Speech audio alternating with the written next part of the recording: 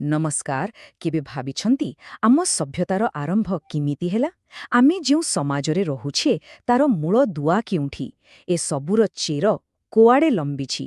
ଆଜି ଆମେ ସେଇ ରହସ୍ୟକୁ ଖୋଜିବାକୁ ବାହାରିବା, ପ୍ରାଚୀନ ଭାରତର ଏକ ଅବିଶ୍ୱସନୀୟ ଯାତ୍ରାରେ। ତେବେ ଆଉ ଡେରି କାହିଁକି? ପ୍ରସ୍ତୁତ ହୋଇଯାନ୍ତୁ। ଚାଲନ୍ତୁ ସମୟର ଚକକୁ ପଛକୁ ବୁଲାଇବା ଆଉ ସେହି କାହାଣୀଗୁଡ଼ିକୁ ଶୁଣିବା ଯାହା ଆମକୁ ଆମର ଆଜିର ପରିଚୟ ଦେଇଛି। ଆଚ୍ଛା, କୌଣସି ବି ବଡ଼ ଜିନିଷକୁ ବୁଝିବା ପୂର୍ବରୁ ତାର ଗୋଟେ ମୋଟାମୋଟି ଚିତ୍ର ଦେଖିନେବା ଦରକାର, ନୁହେଁ କି? ଠିକ୍ ସେମିତି ଇତିହାସର ଏହି ବିଶାଳ କାହାଣୀକୁ ବୁଝିବାକୁ ହେଲେ ଆମକୁ ପ୍ରଥମେ ତାର ମୁଖ୍ୟ ଭାଗଗୁଡ଼ିକୁ ଜାଣିବାକୁ ପଡ଼ିବ। ଦେଖନ୍ତୁ, ଇତିହାସକୁ ସହଜରେ ବୁଝିବା ପାଇଁ ଏହାକୁ ମୁଖ୍ୟତଃ ତିନି ଭାଗରେ ବଣ୍ଟାଯାଇଛି: ପ୍ରାଚୀନ ଭାରତ, ମଧ୍ୟକାଳୀନ ଭାରତ ଆଉ ଆଧୁନିକ ଭାରତ। ଆଉ ଆମର ଏହି ଯାତ୍ରା, ଆମେ ଏଇ ଯାତ୍ରାଟା ଆରମ୍ଭ କରିବା ସେଇ ସବୁଠୁ ପ୍ରଥମ ଆଉ ସବୁଠୁ ରହସ୍ୟମୟ ପର୍ବରୁ। ହଁ, ପ୍ରାଚୀନ ଭାରତରୁ। ଠିକ୍ ଅଛି, ତାହେଲେ ଆମକୁ ଗୋଟେ ବଡ଼ ଚିତ୍ର ମିଳିଗଲା। ଏବେ ଚାଲନ୍ତୁ ସିଧା ଆମର ଆରମ୍ଭ ବିନ୍ଦୁ ଉପରକୁ ଯିବା। ଆଉ ଆମର ଏହି ପୂରା ଯାତ୍ରାର ଆରମ୍ଭ ବିନ୍ଦୁ ହେଉଛି ପ୍ରାଚୀନ ଭାରତ। ହେଲେ ପ୍ରାଚୀନ ଭାରତର କାହାଣୀ ଭିତରକୁ ଯିବା ଆଗରୁ ଜଣେ ବ୍ୟକ୍ତିଙ୍କୁ ମନେ ପକାଇବା ନିହାତି ଜରୁରୀ। ସେ ହେଉଛନ୍ତି ମେଗାସ୍ଥିନିସ୍।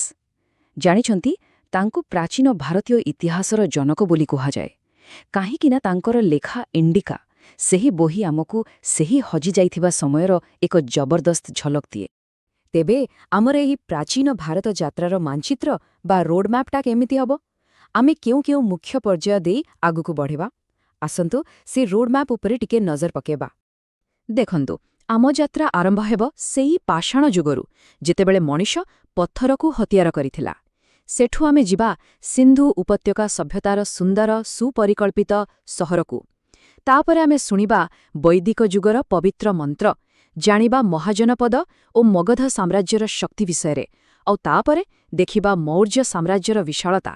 ଶେଷରେ ଆମେ ପହଞ୍ଚିବା ଗୁପ୍ତ ସାମ୍ରାଜ୍ୟର ସୁବର୍ଣ୍ଣ ଯୁଗରେ। ୱାଓ! ପ୍ରତିଟି ପର୍ଯ୍ୟାୟରେ ରହିଛି ଗୋଟେ ନୂଆ ରୋମାଞ୍ଚ।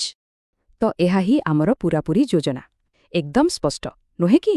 ହେଲେ ଆମର ସବୁଠୁ ପ୍ରଥମ ଷ୍ଟପ୍ କେଉଁଠି ହେବ? ଆମେ ଯାତ୍ରା ଆରମ୍ଭ କରିବା ହଜାର ହଜାର ବର୍ଷ ପଛକୁ ଯାଇ। ଆମର ପରବର୍ତ୍ତୀ ଷ୍ଟପ୍ ହେଉଛି ସେଇ ପାଷାଣ ଯୁଗ। ହଁ, ସେଇ ଯୁଗ ଯେଉଁଠି ଆମ ପୂର୍ବପୁରୁଷମାନଙ୍କର ସଂଘର୍ଷ ଆଉ ଆବିଷ୍କାରର କେତେ ଯେ କାହାଣୀ ଲୁଚି ରହିଛି। କିନ୍ତୁ ସେଠାକୁ ଯିବା ପୂର୍ବରୁ ଆଜି ପାଇଁ ଗୋଟେ ପ୍ରଶ୍ନ। ଆମେ ତ ଜାଣିଲେ ଯେ ମେଗାସ୍ଥିନିସ୍ ହେଉଛନ୍ତି ପ୍ରାଚୀନ ଭାରତୀୟ ଇତିହାସର ଜନକ। ହେଲେ ପୂରା ଇତିହାସ ଜଗତର ଜନକ କାହାକୁ କୁହାଯାଏ? କିଏ ସେ? ଯଦି ଉତ୍ତର ଜଣାଅଛି ତଳେ ମତାମତରେ ନିଶ୍ଚୟ ଜଣାନ୍ତୁ। ଆଉ ହଁ, ପାଷାଣ ଯୁଗର ସେହି ରୋମାଞ୍ଚକର କାହାଣୀ ଶୁଣିବାକୁ ଆମ ସହ ଆଗାମୀ ଅଧ୍ୟାୟରେ ଯୋଡ଼ି ହେବାକୁ ଭୁଲିବେନି। ସେ ପର୍ଯ୍ୟନ୍ତ ନମସ୍କାର।